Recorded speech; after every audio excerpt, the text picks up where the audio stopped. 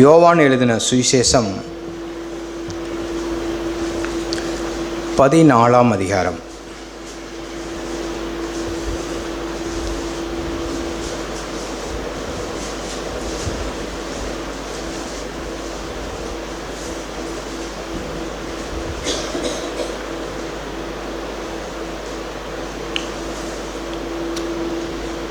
யோவான் எழுதின சுவிசேஷம் 14:1-2-3 வசனங்களை நாம் வாசிப்போம்.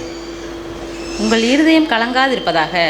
தேவனிடத்தில் விசுவாசமாக இருங்கள், என்னிடத்திலும் விசுவாசமாக இருங்கள். என் பிதாவின் வீட்டில் அநேக வாசஸ்தலங்கள் உண்டு.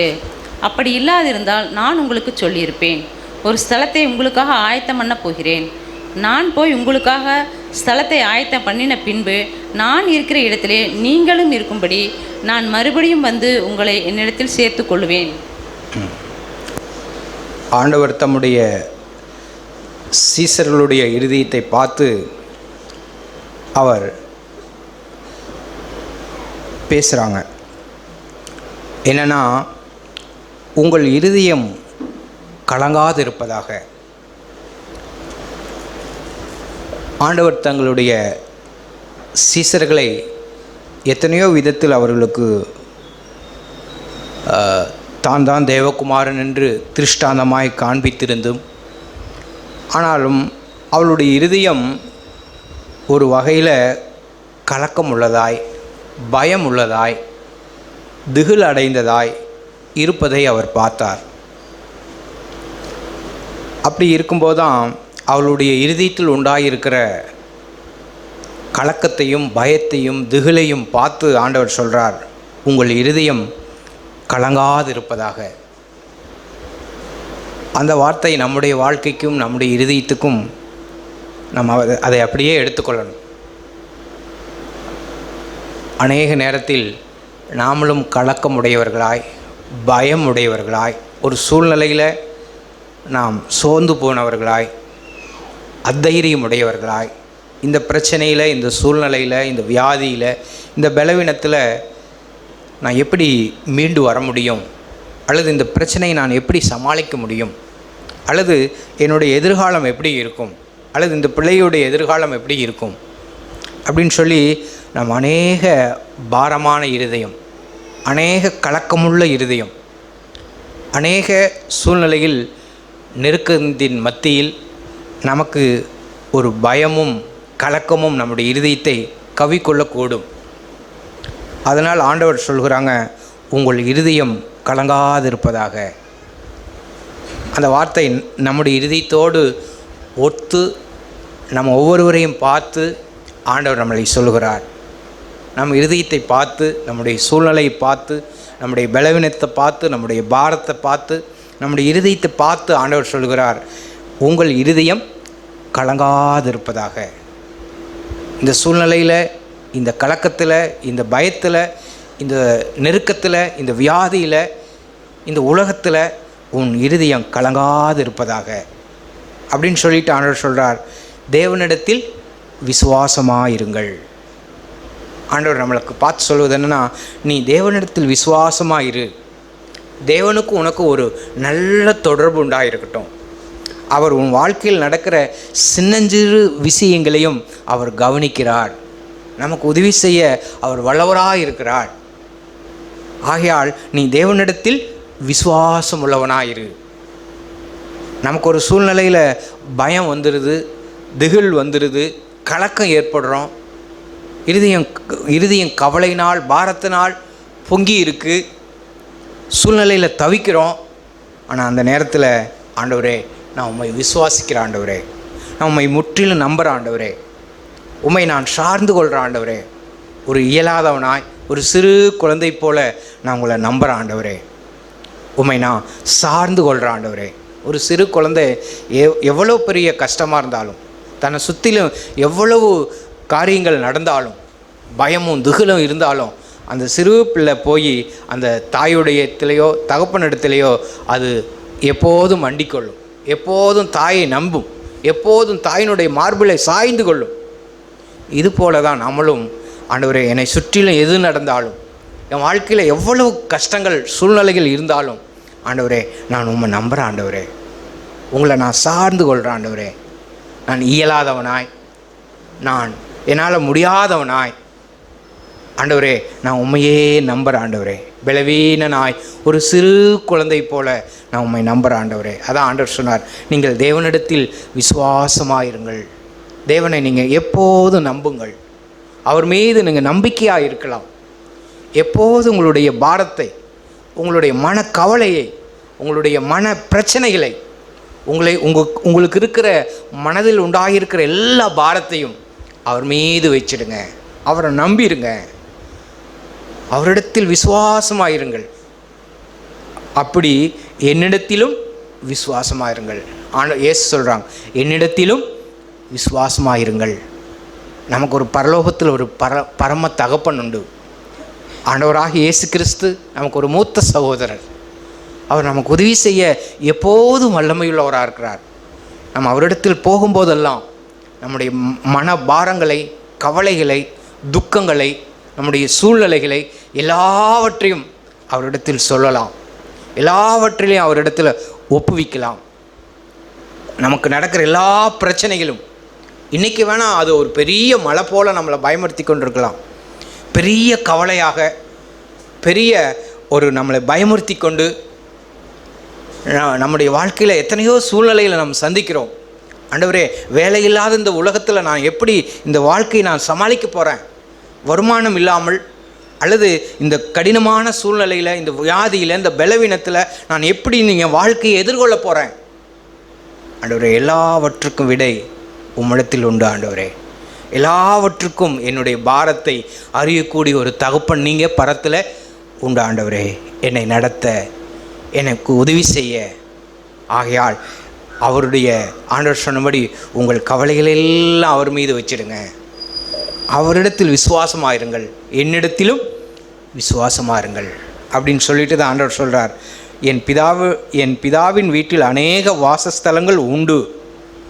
அப்படி இல்லாதிருந்தால் நான் உங்களுக்கு சொல்லியிருப்பேன். ஒரு ஸ்தலத்தை உங்களுக்காக ஆயத்தம் பண்ண போகிறேன். ஆண்டவர் சொல்கிறார், ஒரு ஸ்தலத்தை உங்களுக்காக ஆயத்தம் பண்ண நான் போகிறேன். அந்த ஸ்தலம் துக்கமில்லாத ஒரு ஸ்தலம், இளைப்பாறுதலான ஒரு ஸ்தலம், பிதாவோடு கூட, தகப்பனோடு கூட, பரிசுத்தாவியானவரோடு கூட, குமாரனோடு கூட நெருங்கி வாழக்கூடிய ஒரு நித்தியமான ஒரு ஸ்தலம். அந்த ஸ்தலத்தை உங்களுக்காக ஆயத்தம் பண்ண போகிறேன். நான் போய் உங்களுக்காக ஸ்தலத்தை ஆயத்தம் பண்ணின பின்பு நான் இருக்கிற இடத்தில் நீங்களும் இருக்கும்படி நான் மறுபடியும் வந்து உங்களை என்னிடத்தில் சேர்த்து கொள்வேன். அது வரைக்கும் இந்த உலகத்தில் நீங்கள் படுகிற பிரயாசங்கள், நீங்கள் இருக்கிற சூழலில், நீங்கள் வாழ்கிற இடத்தில் உங்களுடைய இருதயம் எதை கண்டும் பயப்பட வேண்டாம். நீங்கள் என்னை நம்பி விடுங்கள், என்னிடத்தில் விசுவாசமாக இருங்கள். உங்கள் இருதயத்தை அவர் மீது ஊற்றி விடுங்கள். உங்கள் பாரத்தை எல்லாம் அவர் மீது வச்சிடுங்க. அவர் உங்களுக்கு உதவி செய்வார். இப்படி தான் நாம் தேவனிடத்தில் நெருங்கி செல்ல வேண்டும். இப்படி தான் தேவனை நாம் ஆராதிக்க வேண்டும். தேவனிடத்தில் நாம் கிட்டி சேர வேண்டும். நமக்கு எப்போதெல்லாம் நம்முடைய இருதயத்தில் பாரமும் துக்கமும் வருதோ அப்போல்லாம் நாம் பிதாவின் சமூகத்தில், ஆண்டவரே நம்மை விசுவாசிக்கிற ஆண்டவரே, ஆண்டவரே என்னுடைய இருதயத்தில் ஒரு கேள்விக்குறி வருது ஆண்டவரே, இந்த கேள்விக்குறிக்கு விடை நீங்கள் தான் ஆண்டவரே. என்னுடைய பயத்துக்கு, என்னுடைய பாரத்துக்கு, என்னுடைய கவலைக்கு விடை எங்கே இருக்குன்னா உம்மிடத்தில் உண்டு ஆண்டவரே.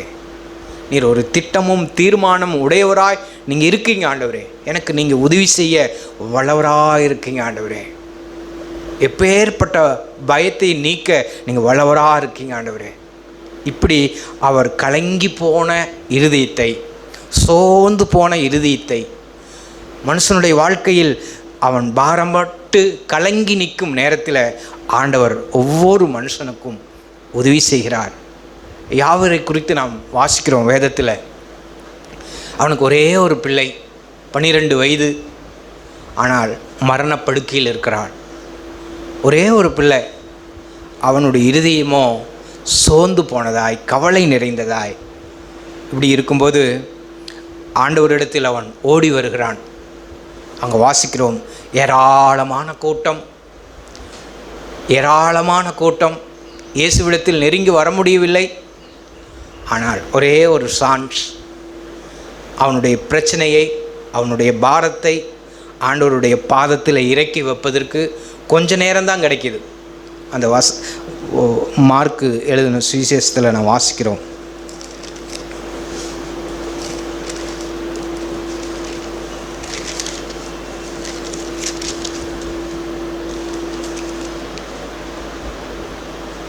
மார்க்கு 5ஆம் அதிகாரம்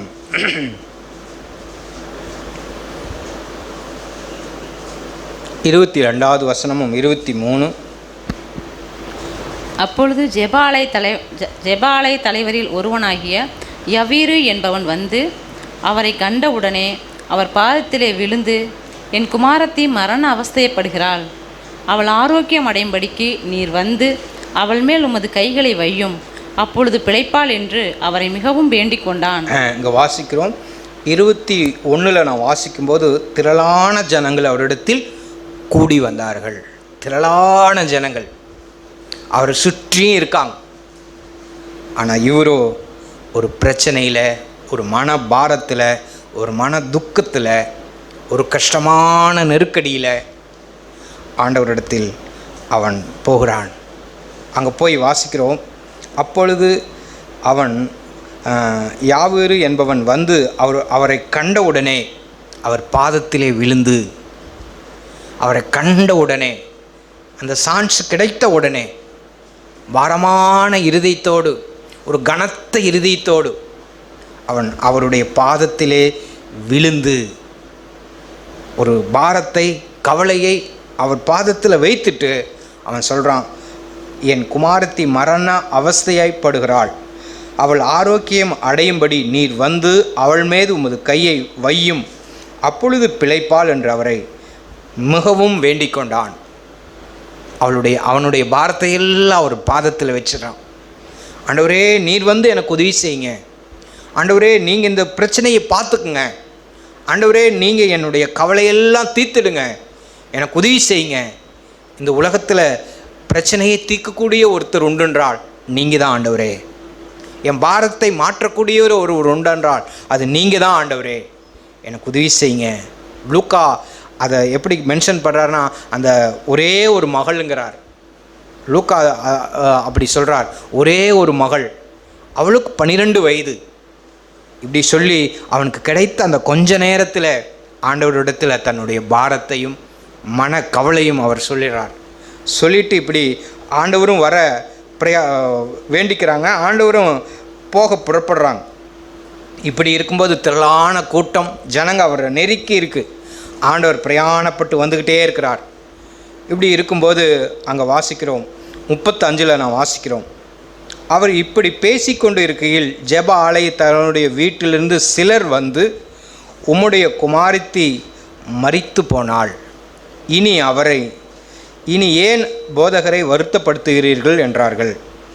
அவர்கள் சொன்ன வார்த்தையை இயேசு கேட்டவுடனே ஜெப ஆலய தலைவனை நோக்கி, பயப்படாதே, விசுவாசம் உள்ளவனாக இரு என்று சொல்லி, ஆண்டவர் இப்படி அவங்க போகிற பாதைக்கு வீட்டுக்கு அருகில் வந்துட்டாங்க. வந்த உடனே அந்த பிள்ளை 12 வயசுள்ள ஒரே ஒரு மகள், மரணத்துக்கு ஏதுவாய் போராடி கொண்டிருந்த அவள் மரித்து விட்டாள்.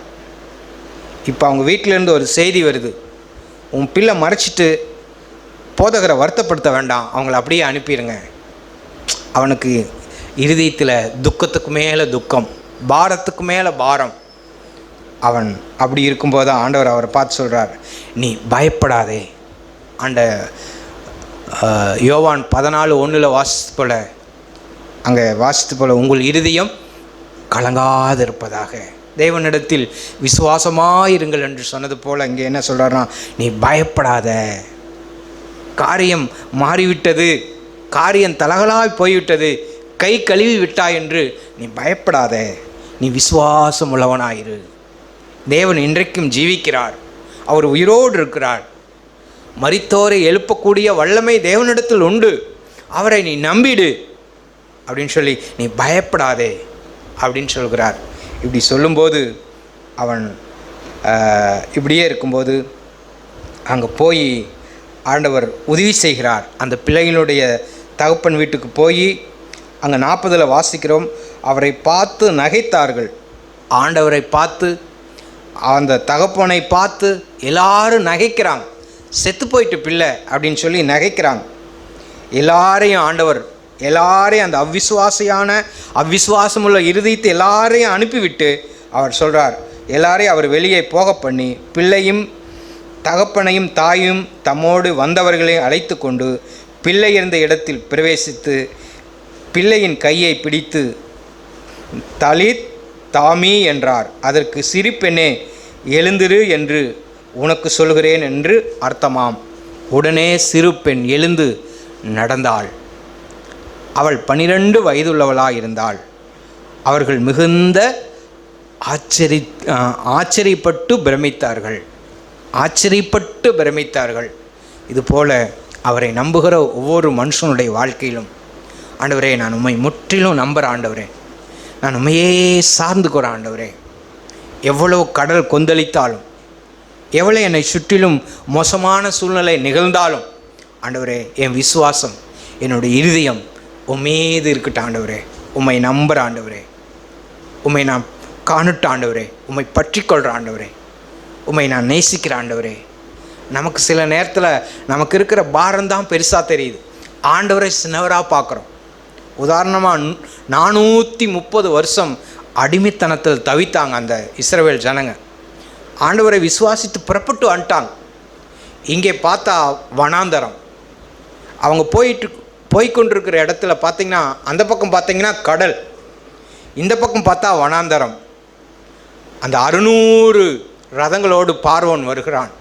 600 ரதங்களோடு, அந்த போர் வீரர்களோடு அவன் வருகிறான். அவங்களுடைய வாழ்க்கையில் எத்தனையோ அடி, எத்தனையோ முறையாய் அவங்க முறையிட்டு தவித்து வாழ்ந்த அந்த இடம், எத்தனையோ அடியை வாங்கியிருக்காங்க, உபத்திரப்பட்டிருக்காங்க. சாதாரணமாக வேலை செய்யாததுக்கே அடிப்பாங்க. ஆனால் இப்போ அவங்கள விட்டு கடந்து வந்துட்டோம். இப்போ ரதங்களோடு வராங்க. இதோடு நம்முடைய வாழ்க்கை முடிந்ததுன்னு அவங்க பயப்படுறாங்க. இதோடு அவங்களுடைய வாழ்க்கை முடிந்தது. வேலை செய்யலினாவே அடிப்பாங்க. ஆனால் அவங்கள விட்டுட்டு நம்ம இவ்வளோ தூரம் வந்துட்டோம். 600 பேர் ரதத்தோடு வராங்க. ஆண்டவரே, முன்னாடியும் போக முடியாது, செங்கடல், பின்னாடியும் 600 ரதங்கள், என்ன செய்வதுன்னே தெரியல ஆண்டவரேன்னு கூப்பிட்றாங்க. அப்போ தான் ஆண்டவர் மோசேயை கொண்டு பேசுகிறார். இன்னைக்கு பார்க்குற இந்த எகிப்தியரை இனி நீங்கள் ஒரு நாளும் காண மாட்டீங்க. இன்றைக்கு காண்கிற எகிப்தியரை இனி ஒரு நாளும் காண மாட்டீங்க. அங்கே வாசிக்கிறோம், அந்த 600 ரதங்களும் தண்ணியால் அடிக்கப்பட்டது. அந்த செங்கடல் 2ஆக பிரிந்து மதிலாக நின்னது. 2 பக்கமும் மதிலாக நின்னது. வெட்டாந்தரையில் நடந்து போகிறது போல நடந்து போகிறாங்க. இதுக்கு என்னன்னா, ஆண்டவர் ரட்சிப்பை உண்டு பண்ணினார். தம்மை நம்புகிற ஒவ்வொருவருக்கும் அவங்களுடைய வாழ்க்கையில் தேவன் நல்லவராகவே இருக்கிறார். ஆகையால் நாம் தேவனிடத்தில் விசுவாசமாயிருப்போம். இயேசு கிறிஸ்துவை நாம் நம்புவோம். தேவன் நம் ஒவ்வொருவருக்கும் உதவி செய்வாராக. ஆமேன்.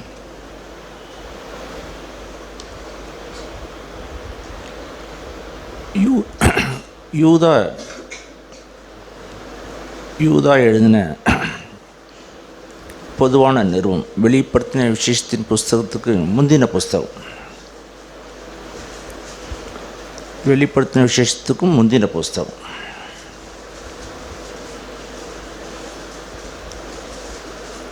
அதில் ஒரே ஒரு நிருபம் தான் அது.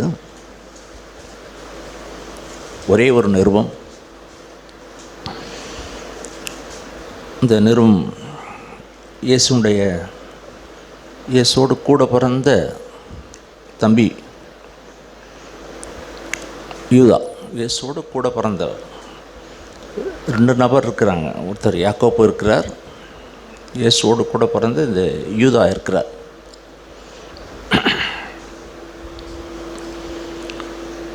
இவர் ஒரு காரியத்தை சொல்கிறார். இவர் ஏதோ சொல்ல வர்றாரு, பெரிய காரியத்தை சொல்ல வர்றாரு. ஏன்னா இயேசுவை தான் வீட்டில் இயேசு எப்படி நடந்தாங்கங்கிறத கண்ணார கண்டவர் இவர். அப்படி ஒரு செய்தி என்ன சொல்ல வர்றேன்னா, 3ஆம் வசனம் வாசிங்க. பிரியமானவர்களே, பொதுவான ரட்சிப்பை குறித்து உங்களுக்கு எழுதும்படி நான் மிகவும் கருத்துள்ளவனாய் இருக்கையில், பரிசுத்தவான்களுக்கு ஒரு விசை ஒப்பு கொடுக்கப்பட்ட விசுவாசத்திற்காக நீங்கள் தைரியமாய் போராட வேண்டும் என்று உங்களுக்கு எழுதி உணர்த்துவது எனக்கு அவசியமாய் கண்டது. நான் ரட்சிப்பை குறித்தும் மற்ற காரியத்தெல்லாம் எதையோ குறித்து சொல்லணும்னு எனக்கு என்னுடைய மனதில் இருக்குது, இதெல்லாம் சொல்லணும்னு இருக்குது. அதெல்லாம் இப்போ நான் கொஞ்சம் ஒதுக்கி தள்ளி வச்சுட்டேன். ஏன்னா அவருக்கு அவ்வளோ செய்தி இருக்குது, மனதில் இருக்குது, அவ்வளோ செய்தி இருக்குது, அவ்வளோ காரியங்கள் இருக்குது. அங்கேருந்த பேதுரு மற்ற தேவ மனுஷர்லாம் 3.5 வருஷம்தான் இயேசுவோடு வாழ்ந்தாங்க. இவர் குறைந்தபட்சம் ஒரு 25 வருடமாவது இயேசுவோடு இருந்திருப்பார் நான் நினைக்கிறேன். 25 வருடமோ 20 வருடங்களோ, இவரோட வயசு எத்தனைன்னு தெரில. அதுக்கப்புறம் இவர் பிறந்த நாளுக்கு அப்புறம் இயேசு அந்த வீட்டில் எப்படி அவர் நடந்தாருங்கிறது எல்லாம் இவர் கண்ணார கண்ட ஒரு மனுஷன். இவர் சொல்ல வர்ற ஒரு செய்தி என்னன்னு சொன்னால், விலையேறப்பட்ட ஒரு செய்தி என்னன்னு சொன்னாக்கா, பரிசுத்தவான்களுக்கு ஒரு விஷயம் ஒப்பிக்கப்பட்ட விசுவாசத்திற்காக நீங்கள் தைரியமாய் போராட வேண்டும் என்று உங்களுக்கு எழுதி உணர்த்துவது எனக்கு அவசியமாய் கண்டது. எத்தனையோ காரியங்களை நான் உங்களுக்கு சொல்லணும்னு நான் விரும்புகிறேன், எத்தனையோ காரியங்கள் சொல்ல நான் ஆவலாக இருக்கேன். ஆனால் மிக முக்கியமானது என்னன்னு சொன்னால், இந்த பூமியில் தேவன் கடவுளுடைய பிள்ளைகளுக்கு, பரிசுத்தவான்களுக்கு ஒரு பொக்கிஷத்தை கொடுத்துருக்கிறார். அதுதான் விசுவாசம். அந்த விசுவாசத்துக்கு நீங்கள் அதை ஏனோதானலாம் இருக்காதீங்க. நீங்கள் அந்த விசுவாசத்தை பத்திரமாக பார்த்து கொள்ளுங்க. அதை விட்டுறாதீங்க. ஏன்னா அது தேவனுடைய கரத்திலிருந்து அது வந்த ஒரு பொக்கிஷம். அதனால் அது என்ன சொல்கிறாங்கன்னாக்கா, அந்த ஒப்பு கொடுக்கப்பட்ட அந்த பொக்கிஷத்தை அதாவது விசுவாசத்தை அதை பத்திரமாக நீங்கள் பார்த்துக்கொள்ளுங்க. உங்களுடைய இதயத்தில் பத்திரமா பார்த்துக்கொள்ளுங்க.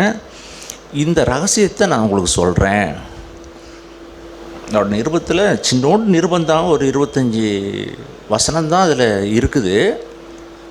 ஆனால் நிறைய காரியங்களை அவர் பேசுகிறார். அவர் எனக்கு ஆச்சரியமாக இருக்குது. நிறைய காரியங்களை ரத்தன சுருக்கமாக பேசுகிறாரு. ஆனால் எதை மையமாக வச்சு பேசுகிறாருன்னா, விசுவாசத்தை மையமாக வைத்து அவர் பேசுகிறார். ஏன்னா இந்த உலகத்தில் புத்திசாலிகளை விட, திறமசாலிகளை விட, படித்தவனை விட, இந்த பூமியில் இருக்கிற ராஜாக்களை விட, இந்த பூமியிலே வாழ்ந்த பராக்கிரமசாலிகளை விட, இந்த பூமியிலே காரியத்தை சாதித்த மனுஷன் யார் என்றால், விசுவாசித்த மனுஷனே இந்த முழு உலகத்தில் பெரிய காரியத்தை அன்னைக்கும் இன்னைக்கும் நாளைக்கும் சாதிக்க முடியும். விசுவாசித்தவள் தான் என்னவா நீங்கள் சொல்லுங்கள். விசுவாசித்தவள் தான் பணம் வச்சிருக்கிறவள் இல்லை, புத்திசாலி உடையவள் இல்லை, அழகு உள்ளவள் இல்லை, திறமசாலி உள்ளவள் இல்லை. யார் பாக்கியசாலியா?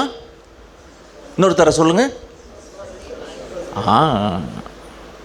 அதுதான் மரியாள் பெற்ற மகாபரிசு. ஏன்னா அவள் விசுவாசித்தாள். விசுவாசித்தவளே பாக்கியவதி. நீங்களும் நானும் பாக்கியசாலியாக பாக்கியவனாக இருக்கணுமா? இயேசு மேல் நம்பிக்கை வைக்கிறவர்கள், இயேசு மேல் விசுவாசம் வைக்கிறவர்கள்.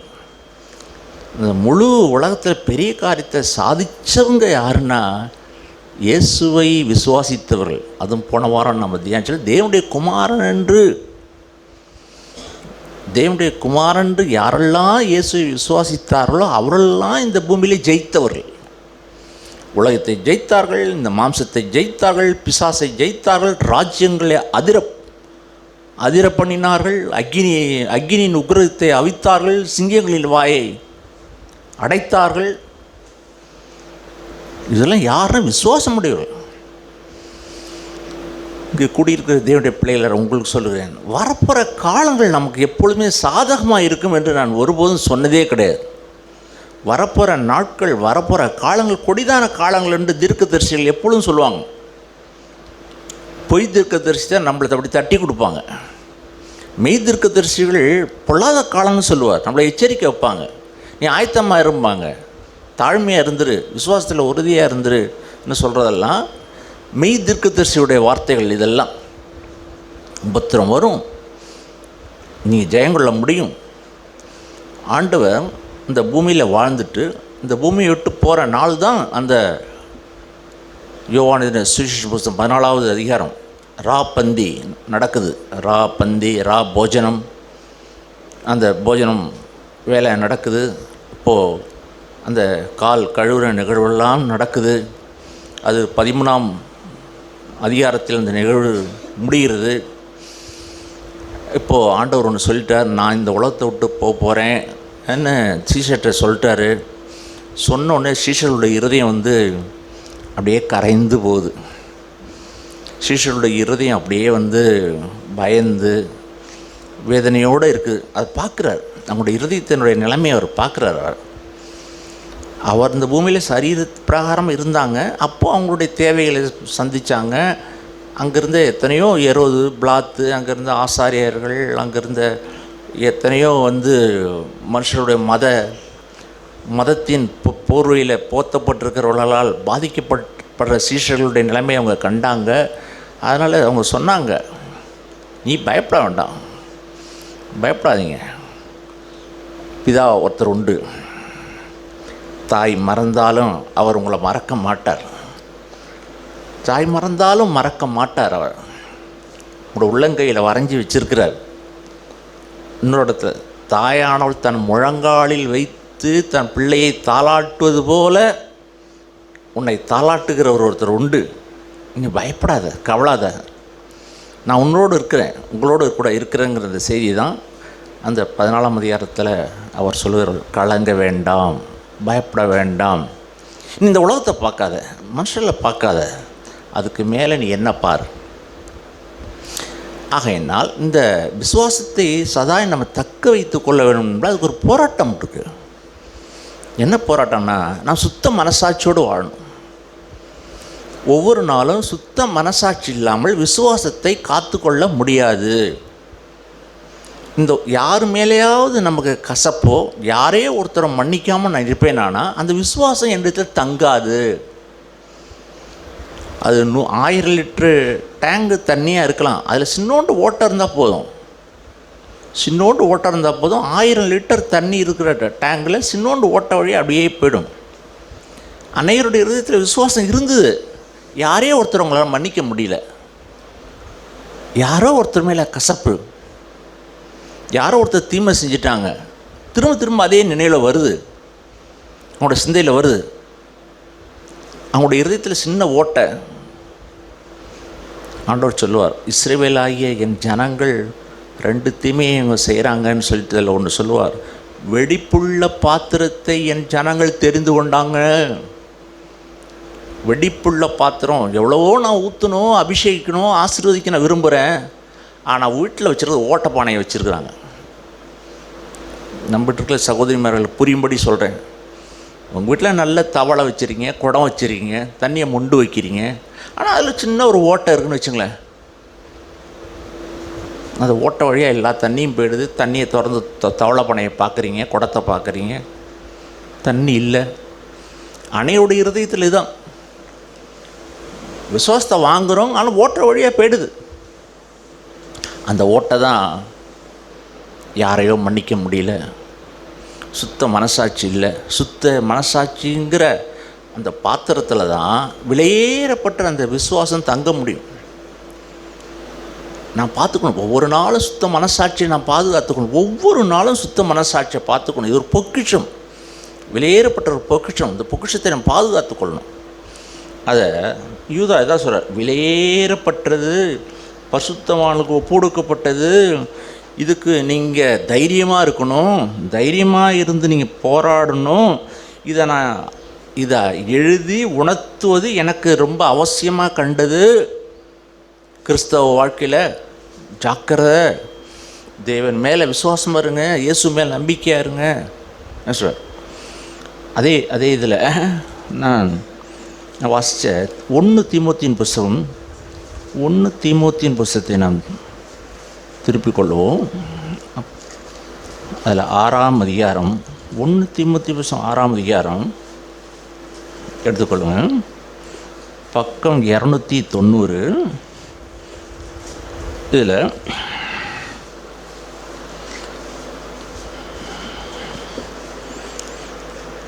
10, 11, 12 வாசிங்க.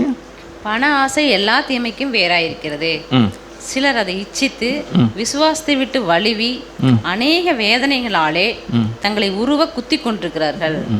நீயோ தேவனுடைய மனுஷனே, இவைகளை விட்டு ஓடி நீதியையும் தேவ பக்தியையும் விசுவாசத்தையும் அன்பையும் பொறுமையையும் சாந்த குணத்தையும் அடையும்படி நாடு.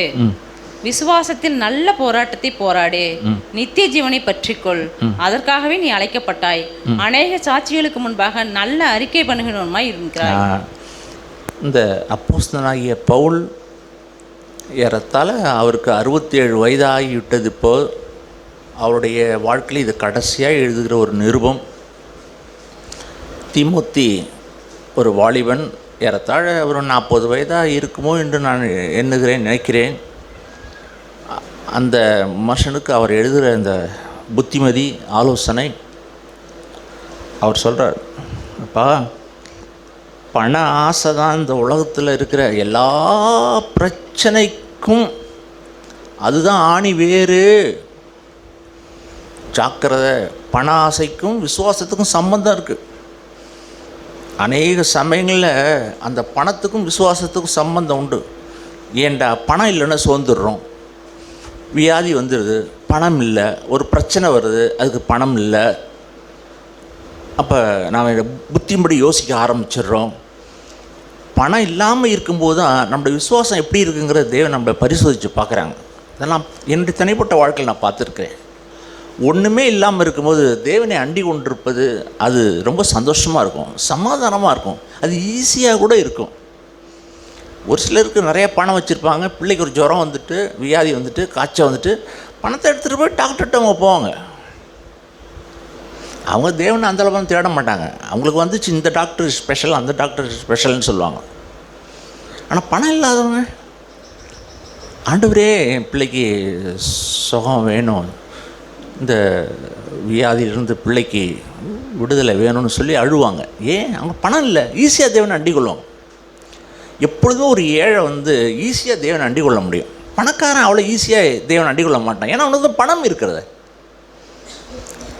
ஒன்றுமே இல்லாதவங்க ஈஸியாக விசுவாசத்தில் ஐஸ்வர்யவான்களாக மாறிடுவாங்க. ஆனால் எல்லாம் இருக்கிறவங்க ஆண்டவர் அவ்வளோ சீக்கிரம் வர மாட்டாங்க. அதனால தான் நம்ம எப்பொழுதுமே கையை விரித்து ஒன்று இல்லாதவனாக இருக்கும்.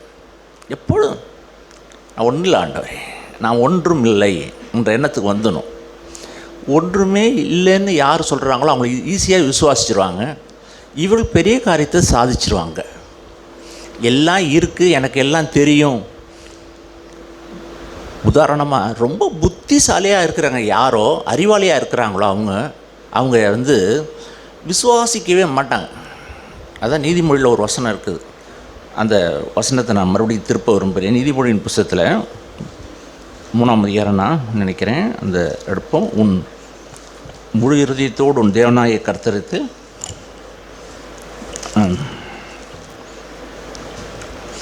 அதாவது 3ஆம் அதிகாரம் 5வது வசனம், 3:5 வாசிங்க. அதாவது நீதிமொழியின் புத்தகம் 3:5 வாசிங்க.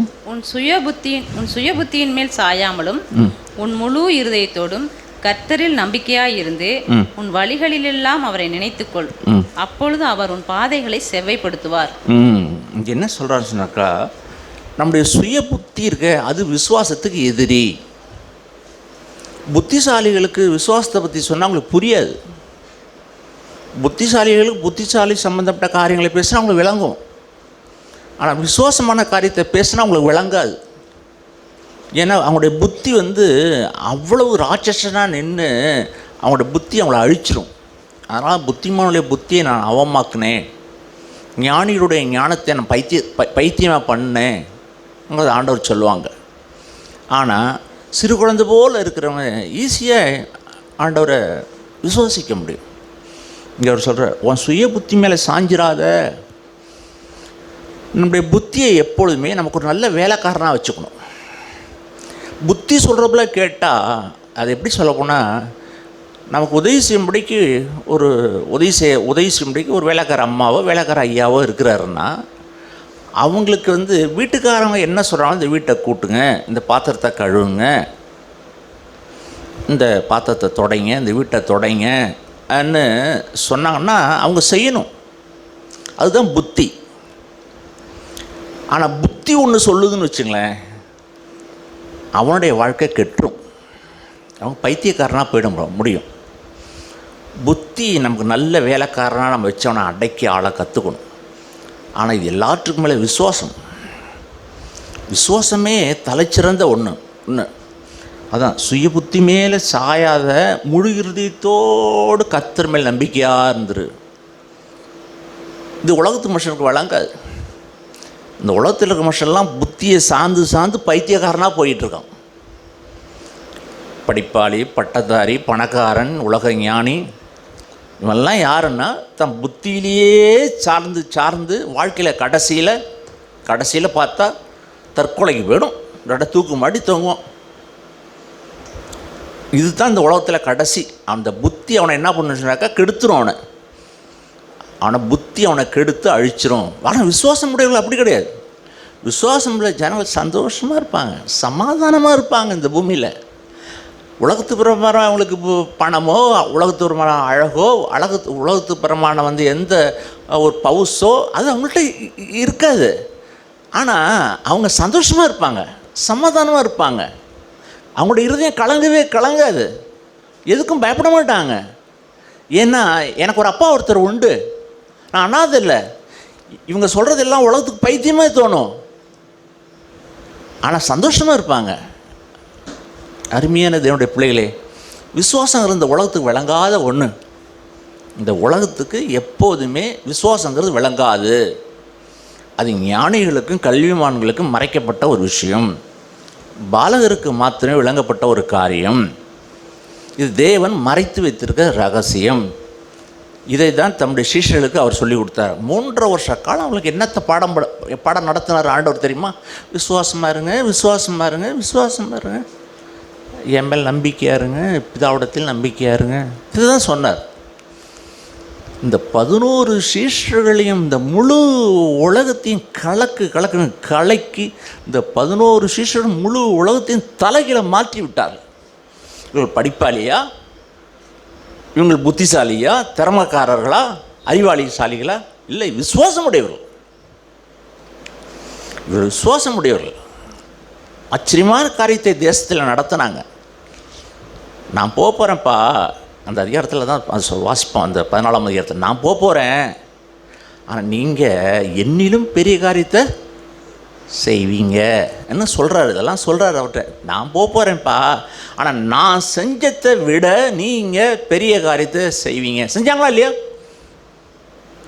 உலக சரித்திரத்தில் இப்போ அந்த தோமான்றவரை குறித்து நான் வாசிக்கும்போது, நம்ம இந்தியாவில் 300 பேருக்கு மேலே உயிரோடு எழுப்பினார் அவர். 300 பேர், 30,000க்கு மேற்பட்ட ஜனங்கள் ஞானஸ்தானம் கொடுத்தார். கேரளாவையும் நம்முடைய சென்னையும் மயிலாப்பூரையும் நம்முடைய தமிழ்நாட்டையே ஒரு அசைச்சிட்டார் இந்த தோமா. அதே மாதிரி முழு உலகத்திலையும் போய் இந்த விசுவாச சீஷர்கள் பெரிய காரியத்தை சாதித்தாங்க. ஆகையினால் நம்முடைய புத்திசாலிகளும் காரியத்தை சாதிக்க முடியாது, விசுவாசம் உள்ள காரியத்தை சாதிக்க முடியும். அதனால தான் நம்முடைய இருதயத்தை இந்த நாளில் தாழ்த்தி, ஆண்டவரே நான் விசுவாசிக்கிறேன், நான் நம்புகிறேன். அருமையான தேவனுடைய பிள்ளைகளே, இது புத்தியின்படி வர்றதில்லை, இருதயத்தில் வருது. முழு இருதயத்தின் ஆழத்தில் விசுவாசிக்கிறது. ஆகையினால் இந்த உலகத்திலும் பெரிய காரியத்தை சாதித்தவர்கள் விசுவாசம் உடையவர்கள். இன்னொன்று காரியத்தை நான் உங்களுக்கு சொல்லுகிறேன். அதாவது மார்க் எழுதின சுவிசேஷத்தின் புஸ்தகம் நான் திருப்புவோம். மார்க் எழுதின சுவிசேஷத்தின் புஸ்தகம் 9வது அதிகாரம் திருப்பிக் கொள்வோம். மார்க் 9, அதுக்கு நான் 2 வசனத்தை உங்களோடு நான் பகிர்ந்து கொள்ள விரும்புகிறேன். மார்க் 9, 23வது வசனம் வாசிங்க. மார்க்கு 9வது அதிகாரம் 23வது வசனம், பக்கம் 61. இயேசு அவளை நோக்கி, நீ விசுவாசிக்க கூடுமானால் ஆகும், விசுவாசிக்கிறவனுக்கு எல்லாம் கூடும் என்றார். அங்கே ஒரு பையன், அவனுக்கு சிறு வயதிலிருந்து அவனுக்கு பிரச்சனை, குடும்பத்தில் பெரிய பிரச்சனை. இப்போது ஆண்டவர் அவனுடைய தகப்பனை பார்த்து சொல்கிறார். தகப்பனை பார்த்து இயேசுவை பார்த்து அவன் சொல்கிறான். என்ன சொல்கிறான்னு சொன்னாக்கா, 22ஆம் வசனம் வாசிங்க. 21 வாசிங்க. அவர் அவனுடைய தகப்பனை நோக்கி, இது இவனுக்கு உண்டாகி எவ்வளவு காலம் ஆயிற்று என்று கேட்டார். அதற்கு அவன், சிறு வயது முதற்கொண்டே உண்டாயிருக்கிறது. இவனை கொல்லும்படிக்கு இது அநேக தரம் தீயிலும் தண்ணீரிலும் தள்ளிற்று. நீர் ஏதாகிலும் செய்யக்கூடுமானால் எங்கள் மேல் மனதிறங்கி எங்களுக்கு உதவி செய்ய வேண்டும் என்றான். அதுதான் அடுத்த வசனம். நாங்கள் செய்ய வேண்டியதெல்லாம் செஞ்சிட்டோம். சிறுபிராயத்திலிருந்தே இவன் தண்ணீர்லேயும் தீயிலையும் இவனை அலக்கழிக்கப்பட்டு நடத்துகிறான். நாங்கள் எல்லா முயற்சியும் பண்ணி பார்த்துட்டோம். நீங்கள் ஏதாயிலும் செஞ்சு இவனுக்கு எதாவது பிழைப்பு உண்ட முடியுமான்னு கேட்குறாரு. அதுக்கு அவர் கேட்குறார், ஆண்டவர் சொல்கிறார், நீ விசுவாசிக்க கூடுமானால் ஆகும். எப்பொழுதுமே ஆண்டவர் என்ன பண்ணார், நீ விசுவாசிக்கிறாய், அவர்கிட்ட வல்லமை இருக்குது, அவர்கிட்ட எப்பொழுதுமே வல்லமை இருக்குது. ஆனால் நீ விசுவாசிக்கிறாயா? அவர் கேட்குற கேள்வி அதுதான். அதுக்கு அவன் சொல்லுவான், ஆண்டவரே என்னுடைய சுய புத்தி கொஞ்சம் இருக்குது. அந்த சுய புத்தி என்னென்னா, சிறு பிள்ளையிலேருந்து இவனுக்கு பிரச்சனை இருக்குது, அதனால் இது மாறுன்னெலாம் என்னுடைய சுய புத்தி சுற்றி சொல்லுது, மாறாதுன்னு சொல்லுது. அவிசுவாசம் அதோட தக்க போட்டு அடைச்சி வச்சுருக்கு. அதான் 24ஆம் வசனம் வாசிக்கிறோம். வாசிங்க. உடனே பிள்ளையின் தகப்பன், விசுவாசிக்கிறேன் ஆண்டவரே, என் அவிசுவாசம் நீங்கும்படி உதவி செய்யும் என்று கண்ணீரோடு சத்தமிட்டு சொன்னான். நான் இந்த வார்த்தையை என் வாழ்நாளில் பல தடவை சொல்லி நான் ஆண்டவர்கிட்ட ஜெபம் பண்ணியிருக்கேன். பல தடவை இந்த வார்த்தையை சொல்லியிருக்கேன். ஆண்டவர் நீர் சர்வ வல்லவர் தான், ஆனால் என்னுடைய அவிசுவாசம், பாட்டிலில் ஃபுல்லாக அந்த தைலம் இருக்கிறது, பாட்டிலில் பூரா ஜீவ தண்ணி இருக்குது, அதை வெளியே கொண்டு வரக்கூடாத வரைக்கும் ஒரு அடைச்சிக்கிட்டு இருக்கு. அது என்னென்னா என்னுடைய சுய புத்தி, என்னுடைய அறிவு, என்னுடைய புத்திசாலித்தனம் அடைச்சிட்டு இருக்கு, வெளில வரக்கூடாதபடிக்கு. நீங்கள் பழைய காலத்து சோடா பாட்டில் பார்த்தீங்கன்னா, ரொம்ப வருஷத்துக்கு முன்னாடி இருக்கிற சோடா பாட்டில், அது இப்படி வெள்ளை. இந்த சோடா பாட்டில் உள்ளார பளிங்கி மாதிரி ஒன்று இருக்கும், பார்த்துருக்கீங்களா?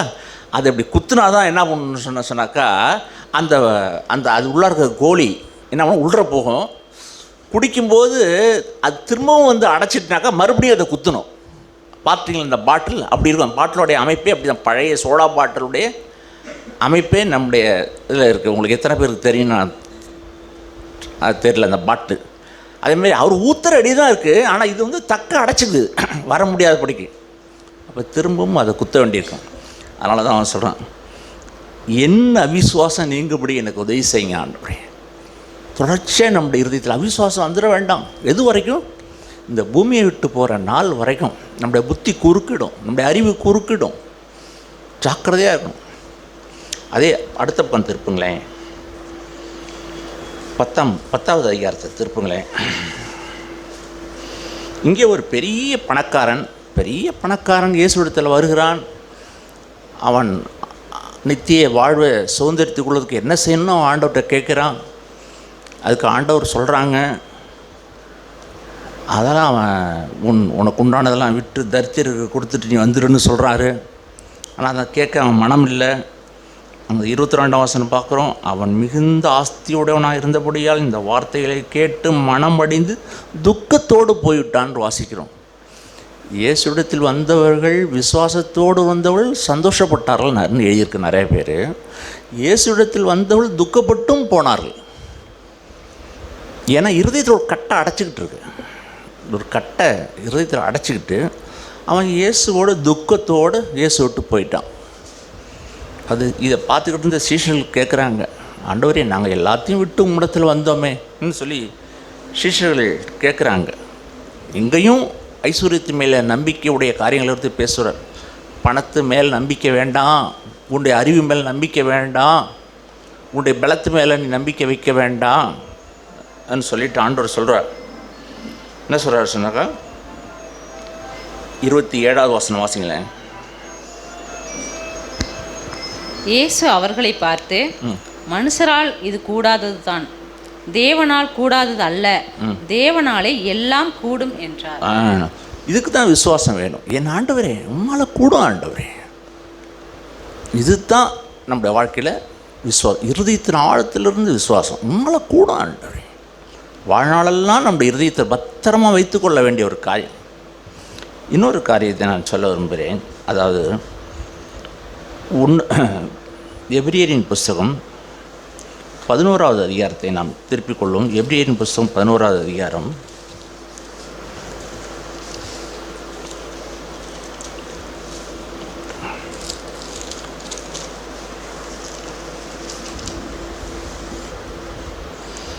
இதில் 11வது அதிகாரத்தில் 33, 34வது வசனத்தை நாம் வாசிக்க கேட்போம். வாசிங்க. விசுவாசத்தினாலே அவர்கள் ராஜ்யங்களை ஜெயித்தார்கள், நீதியை நடப்பித்தார்கள், வாக்குத்தத்தங்களை பெற்றார்கள், சிங்கங்களின் வாய்களை அடைத்தார்கள், அக்கினியின் உக்கிரத்தை அவித்தார்கள், பட்டய கற்குக்கு தப்பினார்கள், பலவீனத்தில் பலன் கொண்டார்கள், யுத்தத்தில் வல்லவர்களானார்கள், அந்நியருடைய சேனைகளை முறியடித்தார்கள். போதும். இந்த 11ஆம் அதிகாரம் பூராவுமே ஒரு அதிசயமான ஒரு புஸ்தகம், அதிசயமான அதிகாரம். நாம் தொடர்ச்சியாக வாசிக்க வேண்டிய ஒரு புஸ்தகம். இது எப்பெல்லாம் வாசிக்கிறோமோ அப்பெல்லாம் ஒரு பூஸ்டை குடித்தது போல இருக்கும்.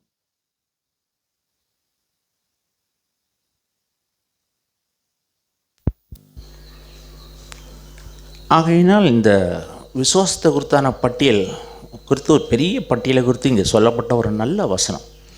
ஆகையினால் நாம் இந்த பூமியின் நாட்களில் விசுவாசத்தினால் ராஜ்யங்களை ஜெயித்தாங்க, விசுவாசத்தினால் நீதியை நடப்பித்தாங்க, விசுவாசத்தினால் தேவனுடைய வாக்குத்தத்தங்கள் எல்லாத்தையும் பெற்றாங்க. ஏராள வாக்குத்தத்தங்கள் இருக்குது. தேவனுடைய வாக்குத்தத்தங்கள் 6000க்கு மேலான வாக்குத்தத்தங்கள் இருக்கிறது. இதெல்லாம் விசுவாசங்கிற சாவியை போட்டு திறந்தால் தான் எல்லாத்தையும் பெற்றுக்கொள்ள முடியும். வாக்குத்தத்தங்களை பெற்றாங்க. அநேகர் என்ன பண்ணியிருக்காங்கனாக்கா, விசுவாசங்கிற அந்த சாவியை போட்டு திறக்காமல் அவங்க நின்றுட்டே இருக்காங்க வாசலில். நம்ம எப்பொழுதும் தேவனே நீ இப்படி சொல்லியிருக்கீங்க, இதை செய்வீங்கன்னு நான் நம்பணும். இதுதான் விசுவாசம். ஆண்டவர் இப்படி சொல்லியிருக்கீங்க, இப்படி செய்வீங்க. ஆண்டவர் இப்படி சொல்லியிருக்கீங்க, உன்னை தாங்க வந்தீங்க, ஏந்து வந்தீங்க, உங்களுடைய இருதயம் கலங்க வேண்டாம்னு சொன்னீங்க, நான் கலக்க முடியவனாக இருக்கேன் சொல்லி ஆண்டவர்கிட்ட நம்ம சொல்லணும்.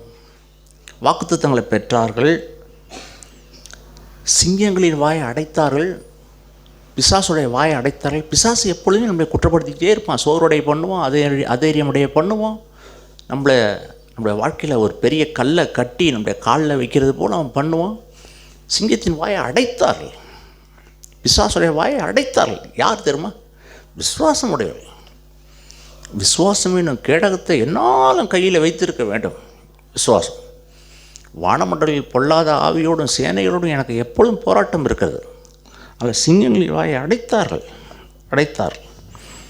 அக்கினியின் உக்கிரகத்தை அவித்தார்கள். அக்கினியின் உக்கிரகத்தை உங்களுடைய விசுவாசம் அணைச்சிடும். அதுதான் விசுவாசம். உங்களுக்கு முன்னால் பற்றி எறிகிற அக்கினியை குறித்து நீங்கள் ஒருபோதும் சோர்ந்து போக வேண்டாம், அதேரியம் அடைய வேண்டாம், அதை குறித்து பயப்படாதீங்க. உங்களுடைய விசுவாசம் அக்கினியை அணைச்சிடும். இதுதான் சாத்ராக்கு, மேஷாக்கு, ஆபத்நேகோடைய வாழ்க்கையில் நடந்தது. ராஜா நினச்சான், இந்த 3 பேரும் இன்னும் கொஞ்சம் நேரத்தில் புஷ்பமாக விடுவாங்க, சாம்பலாகிடுவாங்கன்னு. சாம்பல் அல்ல, அவர் தங்கத்தை போல மிளிர்கிறவளாய் ஜொலிக்கிறவளாய் அக்கினியில் இருந்தார்கள் அவர்கள். அது மாத்திரம் இல்லை, பரலோகத்தில் தேவனுடைய குமாரனும் கூட அங்கே வந்துட்டார். யாருக்குன்னா விசுவாசிக்கிறவர்களோடு கூட அவர் இருப்பார் எப்பொழுதுமே. அவர் அக்கினியின் உக்கரித்து அவித்து அவர்கள் வெளியே அக்கினியிலிருந்து வெளியே வந்தார்கள்.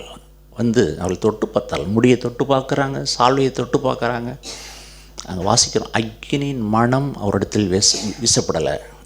அப்போது என்ன, விசுவாசம் ஜெயிச்சிட்டுச்சு இந்த உலகத்தில். எல்லாத்துக்கும் மேலே இந்த விசுவாசம் அவ்வளோ வல்லமையுடையது. பார்க்குறோம், அக்கினியின் உக்கிரகத்தை அவித்துட்டாங்க. அக்கினியின் உக்கிரம் அது சாதாரண அக்கினி அல்ல, 7 மடங்கு அக்கினி. 7 மடங்கு அக்கினி. உங்களுடைய விசுவாசத்துக்கு முன்பாக அவனுடைய கர்ச்சிப்பெல்லாம் ஒன்றும் இல்லை, ஒன்றும் இல்லாமல் அப்படியே போயிடும். அதை பார்க்குறோம். பட்டயத்துக்கு தப்பினார்கள். பட்டயம் அவங்களுடைய கொல்லணும், அழிக்கணும், எத்தனையோ காரியங்கள் நடந்தது.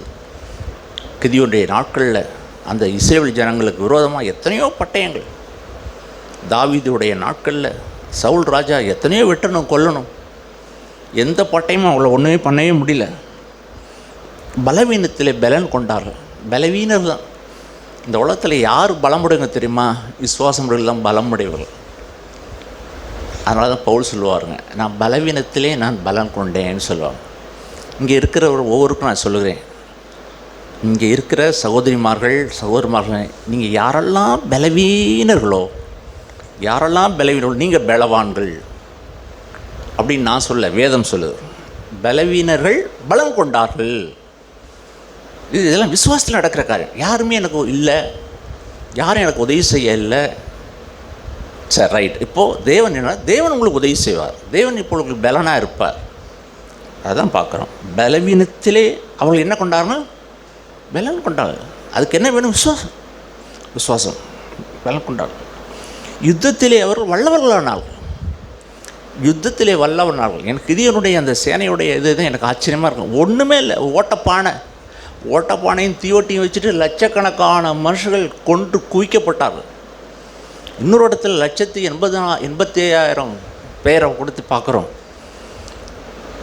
அவர்கள் மண்ணோட மண்ணாய் மடிந்து செத்த பிரேதங்களாக ஆனால் ஒன்றுமே இல்லை, இவங்கள்ட்ட ஆயுதம் இல்லை, மடிந்தார்கள். ஆச்சரியமான ஒரு காரியம். அவள் யுத்தத்திலே வல்லவரானார்கள். அந்நியருடைய சேனையை முறியடித்தார்கள். உன்னை கொல்லுவேன், அழிச்சிருவேன், அதை பண்ணுவேன், இதை பண்ணுவேன்னு சொல்கிறான்ல, அந்த சேனையெல்லாம் முறிந்து போயிடும். இதெல்லாம் யாருக்கு நடக்கணும்னா விசுவாசத்திலே வல்லவர்கள். அருமையான தேவனுடைய பிள்ளைகளே, இதைத்தான் தம்முடைய பிள்ளைகளுக்கு இயேசு சொல்லி கொடுத்துட்டு போனார். அதை பின்பற்றி தான் இந்த பூமியில் அவர் நடந்தார்கள். அவள் இந்த முழு உலகத்தை கலக்கிறவர்களாய் மாறிவிட்டார்கள்.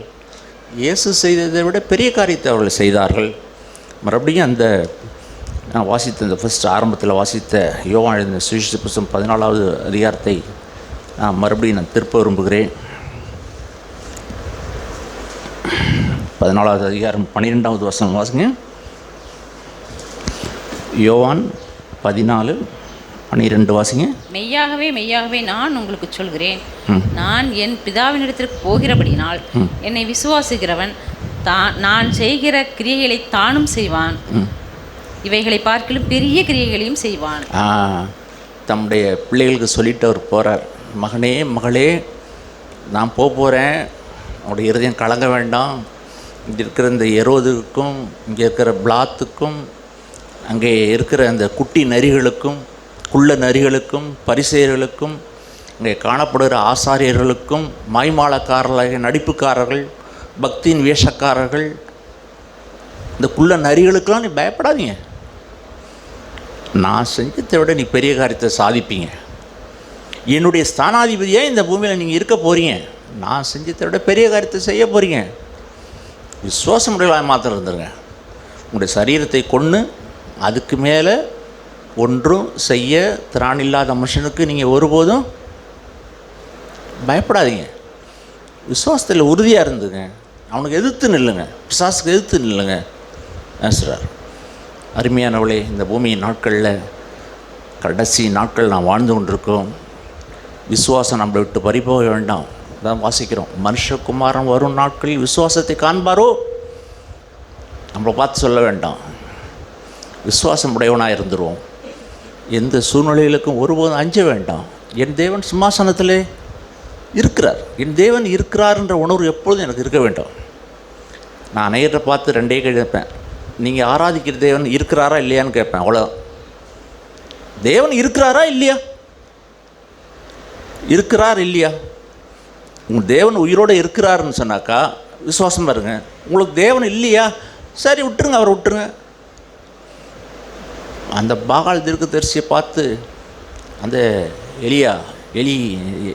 எலியா சொல்கிறது போல், கர்த்தர் தெய்வமானால் என்ன செய்யுங்க?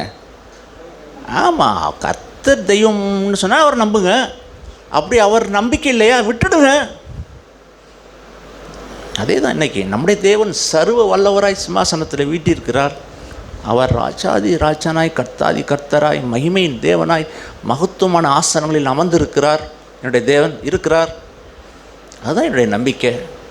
ஆகையினால் இந்த பூமியின் நாட்களில் கலங்காத இருதயம், பயப்படாத இருதயம், எதுக்கும் அஞ்சாத இருதயம், யூதா கோத்திரத்தின் சிங்கமாய்.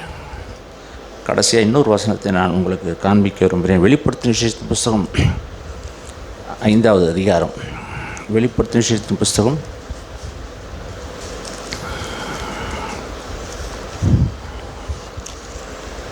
5வது அதிகாரத்தை நாம் திருப்புவோம். 5:5 வெளிப்படுத்தும் விசேஷ புஸ்தகம் 5ஆம் அதிகாரம் 5வது வசனம். அப்பொழுது மூப்பர்களில் ஒருவன் என்னை நோக்கி, நீ அழ வேண்டாம், இதோ யூதா கோத்திரத்து சிங்கமும் தாவீதின் வேறுமானவர் புஸ்தகத்தை திறக்கவும் அதன் 7 முத்திரைகளை உடைக்கவும் ஜெயங்கொண்டிருக்கிறார் என்றான்.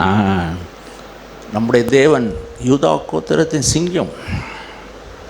நீ பயப்படாது, பயப்படாது. அவர் ஏற்கனவே ஜெயிச்சிட்டார். உலகம் ஜெயிச்சாச்சு, மாம்சம் ஜெயிச்சாச்சு, பிசாசு ஜெயிச்சாச்சு. இப்போ ஜெயங்கொண்டவராய் பிதாவுடைய வலது வருஷத்தில் அவர் இருக்கிறார். நீ பயப்படாத, ஒருபோதும் கலங்க வேண்டாம், தைரியமாக இருந்துரு.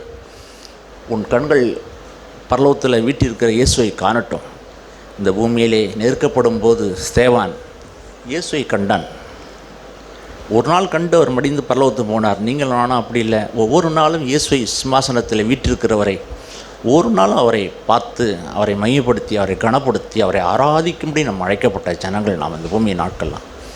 ஆகையால் விசுவாசத்திலே உறுதியாக இருந்து இந்த பூமியிலே பயம் இல்லாத ஒரு வாழ்க்கை, கவலை இல்லாத வாழ்க்கை. நீங்கள் சரீரத்தில் வேணால் பலவீனனாக இருக்கலாம், உங்களை மிரட்டுறவன் வேணால் இருக்கலாம், உங்களை எதுக்குறவன் இருக்கலாம், உங்களை பகைக்கலாம், உங்களை பத்தாக்குறை வேணாலும் இருக்கலாம். ஆனால் விசுவாசத்தில் மாத்திரம் நீங்கள் ஒருபோதும் குறைபட வேண்டாம். தேவன் வரப்போகிற நாட்களில் விசுவாசத்திலே ஐஸ்வர்யவான்களாய், யாக்கோப்பில் தான் வாசிக்கிறோம், தரித்திரரை விசுவாசத்திலே தேவன் என்னவா மாற்றினாரா? அந்த ஒரு வசனத்தை திரும்ப நான் வாசிக்க விரும்புகிறேன். யாக்கோப்பு நிறுவம் திருப்பிக் கொள்வோம்.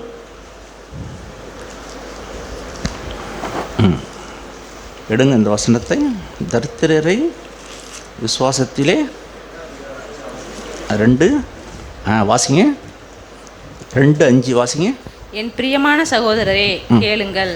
தேவன் இவ்வுலகத்தில் தரித்திரரை விசுவாசத்தில் ஐஸ்வர்யங்களாகவும் தம்மிடத்தில் அன்புகிறவர்களுக்கு தாம் வாக்குத்தத்தம் பண்ணின ராஜ்யத்தை சுதந்திரிக்கிறவர்களாகவும் தெரிந்து கொள்ளவில்லையா? தரித்திரியர் நம்மில் அநேகர் தரித்திரியர். யாரும் பணக்காரர் இல்லை, எல்லாரும் தரித்திரியர். தேவன் இப்படி தான் அழைக்கிறார், அநேக தரித்திரியரை தான் அழைக்கிறார். உள்ள வேலையை அவமாக்கும்படி தேவன் இல்லாத வேலையும் இழிவான வேலையும் அற்பமானவையும் தேவன் தெரிந்து கொண்டார். தரித்திரியர். ஆனால் இந்த தரித்திரியரை தேவன் அழைச்சி என்ன பண்ணுறாராம்? விலையேறப்பட்ட பொக்கிஷத்தை அவருக்கு கொடுக்குறாராம். இது உலகத்தில் இருக்கிற ஞானிகளுக்கும் பணக்காரனுக்கும் அறிவாளிகளுக்கும் புத்திசாலிகளுக்கும் விளங்காது. இது நாம் சொல்கிறதெல்லாம் அவனுக்கு கதை மாதிரி இருக்கும். நம்மளை பார்த்து ஏளனம் பண்ணுவான். எனக்கு தெரியும். 40 ஆண்டுகளாய் நான் நம்ம ஊரில் இருக்கிற எல்லா பணக்காரருக்கும் நான் இயேசுவை பற்றி சொல்லியிருக்கிறேன். நம்மை சுற்றி இருக்கிற எல்லா கோடீஸ்வரருக்கும் நான் இயேசுவை பற்றி சொல்லியிருக்கிறேன். எனக்கு 19, 20 வயதிலிருந்து நான் என்னுடைய நோக்கம் பணக்காரர்களுக்கு சொல்ல வேண்டும். பணக்காரர்கிட்ட யாரும் சொல்ல முடியாது. இயேசு பற்றி சொல்லியிருக்கேன். அவள் ஏளனமாய் பார்ப்பார்கள், என்னை கேலியாக என்னை பார்ப்பார்கள். ஆனாலும் தைரியத்தோடு நான் அவளுக்கு சொல்லுவேன், இயேசுவை பற்றி சொல்லுவேன், நித்திய ராஜ்யத்தை குறித்து சொல்லுவேன், நியாய தீர்ப்பு குறித்து சொல்லுவேன். நான் சொல்லிவிட்டு கடைசியாக எச்சரிப்பேன், நான் சொன்னது உங்களுக்கு ஞாபகம் ஒரு நாள் என்று சொல்லுவேன். ஆகையினால் இந்த புத்திசாலிகளுக்கும் பணக்காரர்களுக்கும் விளங்காது. நாம் சொல்ல பைத்தியமாய் தோணும். ஆகையினால் என் பிரியமான சகோதரரே, தேவன் இவ்வுலகத்தில் தரித்திரராகி உங்களுக்கு விலையேறப்பட்டது தேவன் கொடுத்துருக்குறாங்க, விசுவாசத்தை கொடுத்துருக்காங்க. விசுவாசத்தில் நீங்கள் பணக்காரர், ஐஸ்வர்யவான்கள். தம்மிடத்தில் அன்பு கூறுகிறவர்களுக்கு மிக முக்கியமான காரியம் என்ன தெரியுமா? நான் தேவனை நேசிக்கிறேன், தேவனிடத்தில் அன்பு கூறுறேன். இதுதான் வாழ்க்கையுடைய மகா ரகசியம். ஒவ்வொரு நாளும் என்னை பரிசோதித்து பார்க்க வேண்டியிருக்கு. ஆண்டவரே, இந்த பூமியில் உண்மை தவிர இந்த பூமியில் எதையும் நான் அதிகமாக நேசிக்கலை.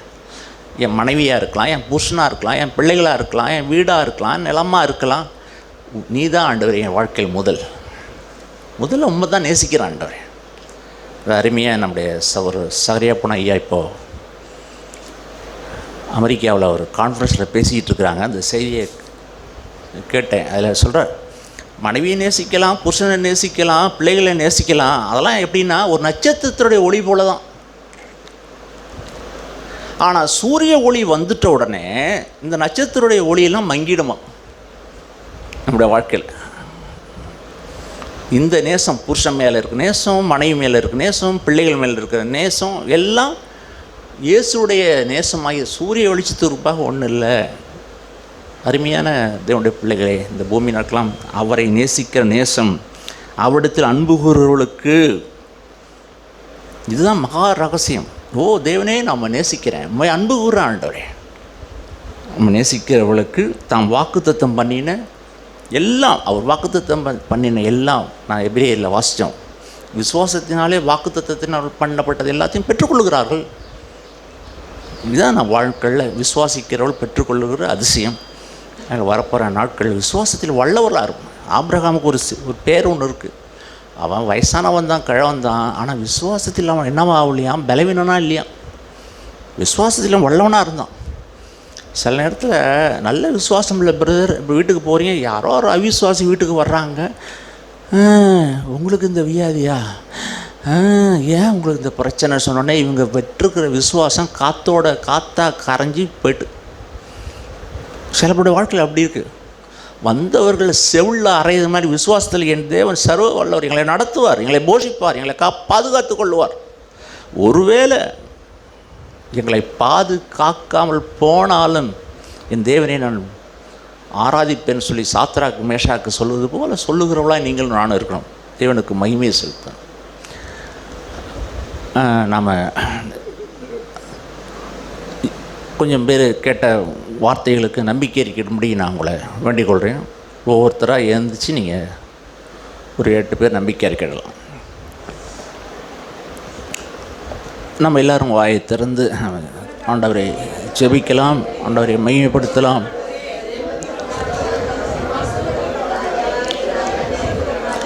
பரலோக தகப்பனே, நாளிலே நாங்கள் துதிக்கிறோம், உம்மை ஆராதிக்கிறோம், உம்மை மையப்படுத்துகிறோம், உம்மை கனப்படுத்துகிறோம். நன்றி எஜமானே. ஒரு கலங்காத இருதயத்தை எனக்கும் எங்களுக்கும் தாரும். எப்பொழுதும் விசுவாசமுள்ள இருதயத்தை எங்களுக்கு தாரும். அவிசுவாசமுள்ள பொல்லாத இருதயத்தை எங்களிருந்து எடுத்து போடும். எங்கள் பரலோக எஜமானே, விலையேறப்பட்ட அந்த விசுவாசத்தினால் எங்களுடைய இருதயம் எப்பொழுதும் நிரம்பி இருக்கட்டும். ஆண்டவரும் இரட்சகருமாகிய இயேசுவே, இந்த பூமியின் நாட்களெல்லாம் நாங்கள் விசுவாசத்திலே உறுதியாக இருந்துவிட உதவி செய்யுங்க. உங்களுடைய நாமத்தை எங்களுடைய வாழ்க்கையிலே மையப்படுத்துங்க ஆண்டவரே. நன்றி. இந்த நாளிலும் சபை கூடி வந்த நம்முடைய பிள்ளைகள் ஒவ்வொருக்காய் ஜெபிக்கிறோம். நாளிலே ஆண்டவரே, தேவையோடும் இருதயத்தின் கலக்கத்தோடும் பயத்தோடும் ஆண்டவரே வந்திருக்கிற ஒவ்வொருவரையும் சந்திப்பீராக. இந்த நாளிலே மகள் கவிதாவுக்காக ஜெபிக்கிறோம். மகளை நாங்கள் ஆசீர்வதிக்கிறோம். ஆண்டவரே, மகளுக்கு நல்ல சரீரத்திலே நம்முடைய வல்லமையை தாரும். உயிர்த்தெழுந்த வல்லமையை மகளுக்கு நீ அருள்வீராக. நாங்கள் சபையாய் சேர்ந்த மகளுக்காய் ஜெபிக்கிறோம் ஆண்டவரே. நன்றி. நன்றி ஆண்டவரே. கடந்த நாளில் தம்பி கார்த்தியை நீங்கள் பாதுகாத்து கொண்டீங்க. உங்களுடைய தயவுள்ள கரம் மகனை பாதுகாத்து கொண்டது. நன்றி. நன்றி எஜமானே. நன்றி. இன்னுமாய் ஆண்டவரே, சபையில் பலவீனத்தோடும் இயலாமையோடையும் வந்திருக்கிற எங்கள் அருமையான சகோதரிமார்களுக்காய், விதவைகளுக்காய், ஏழைகளுக்காய், ஆண்டவரே கைவிடப்பட்டவர்களுக்காய், தரித்திரருக்காய், ஒவ்வொருக்காய் செபிக்கிறோம் எஜமானே. உங்களுடைய ஆணி பாய்ந்த கரம் அவருடைய சிரசிலே தங்கியிருக்கட்டும். நாதா, இரக்கம் பாராட்டும். உங்களுடைய நாமத்தாலே ஒவ்வொருவரையும் நாங்கள் ஆசீர்வதிக்கிறோம்ப்பா. நன்றி. நன்றி. இயேசு கிறிஸ்து மூலம் செபிக்கிறோம் நல்ல பிதாவே. ஆமென். ஆமென். ஆமென். நமக்கு ஒரு நிமிஷம்